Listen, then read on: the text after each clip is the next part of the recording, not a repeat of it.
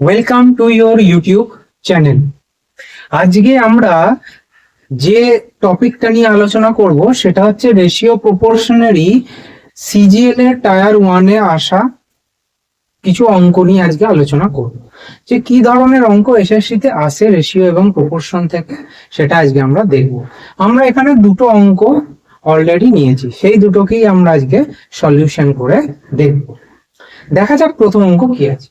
প্রথম অঙ্ক যেটা এসেছিল CGL 2020 afternoon session, if x is the mean proportional between 12.8 and 64.8 and y is the third proportional to 38.4 and 57.6, find 2x is to y. এবার আমরা previous ক্লাসে দেখেছি যে মিন প্রপোর্শনাল এবং কি করে আমরা থার্ড প্রপোর্শনাল বের করতে পারি। ওকে, তাহলে আমরা মিন প্রপোর্শনাল বলতে কি বুঝি? এখানে বলেছে x হচ্ছে মিন প্রপোর্শনাল বিটুইন 12.8 and 64.8। তাহলে আমরা এখান থেকে x কে কি লিখতে পারি? x সমান রুট ওভার অফ 12.8 ইন্টু 64.8, যেটার ভ্যালু আসবে 28.8, যেটার ভ্যালু আসবে 28.8। আর ওয়াইটা বলেছে থার্ড প্রপোর্শনাল, তার মানে কি এখানে এটা এ যদি হয়, এটা যদি বি হয় আর ওয়াইটা যদি সি হয়, তাহলে আমরা কি জানি third proportional C is equals to B square by A. তাহলে এখানে বি কত? 57.6 বাই 38.4। তাহলে এখান থেকে ওয়াই সমান আমরা লিখতে পারবো 57.6 ইন্টু 57.6 বাই 38.4। তাহলে এটার ভ্যালু কত আসবে? 86.4। তাহলে এখানে আমার কি রেশিও দিয়েছে? 2x is to y। তাহলে কত হচ্ছে? 2 ইন্টু 28.8 is to মানে হচ্ছে বাই 86.4। এবার এটাকে ক্যালকুলেট করলে আমরা পাবো 2/3।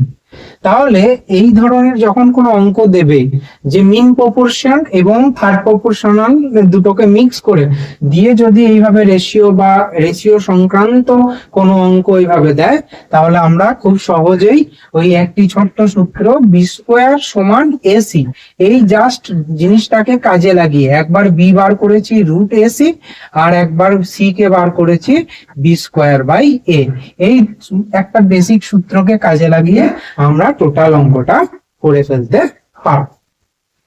ক্লিয়ার? এবার আসছে পরের অঙ্কে। কি বলেছে? A sum divided between ABCD in the ratio 1/3, 1/5, 1/6, 1/9 if the difference between b and d is 832, what is the sum? তাহলে a is to b is to c is to d কত বলা আছে? 1/3 is to 1/5 is to 1/6 is to 1/9। আগের দিনের ক্লাসে আমরা থেকে জানি যে এটাকে আমরা যখন নরমালাইজ করব রেশিওতে, তাহলে কি আসবে জিনিসটা? যেটাকে বের করব সেটাকে বাদ দিয়ে বাকিগুলো গুণ করব। তাহলে এটাকে বের করছি মানে এ কে বের করছি মানে এটা বাদ দিয়ে বাকিগুলো, তার মানে 6 5 30, 3 9 27, এ হয়ে গেল 270 ইজ টু বিটা কত হবে? বিটা বাদ দিয়ে বাকিগুলো, তাহলে 6 9 54, 54 3 162। তারপরে সি কত হবে? সিটা বাদ দিয়ে বাকি 5 3 15, 15 9 135। তারপরে ডিটা কত হবে? ডি হবে ডিটা বাদ দিয়ে, তাহলে 6 5 30, 30 3 90। তাহলে এটাকে আমরা 9 দিয়ে যদি কাটাকাটি করি, তাহলে a is to b 3 9 27 30। তারপরে 9 1 9 আর 72, 9 8 72, 9 1 9 35 45, 5 9 45 আর 9 10 90। 30 is to 18 is to 15 is to 10। এটা এসে গেল নরমালাইজেশনের পরে রেশিওটা। এরপরে আমাকে বলেছে কি বি এন্ড ডি এর ডিফারেন্স হচ্ছে 832। এখানে বি কত? 18, ডি কত? 10। তাহলে দুটোর বেসিক ডিফারেন্স কত? 8। তাহলে 8 সমান 832 আমরা লিখে দিতে পারি। এবার বলেছে হোয়াট ইজ দ্য সাম। তাহলে সামটা কত? টোটালটা কত? 30 আর 10 40, 50 60, 68 আর 5 73। তাহলে 8 সমান যদি 832 হয়, তাহলে 73 সমান কত হবে? 832 ইন্টু 73 বাই 8। তাহলে 8 একে 8, 8 চারে 32, 73 ইন্টু 104। তার মানে 73 ইন্টু 104 কে যদি 73 দিয়ে গুণ করি, 3 4 বার দিয়ে 1, 0 0 0 1, 3 একে 3, আর 7 4 8 4 হাতে 2, 7 0 0 2, 7 একে 7।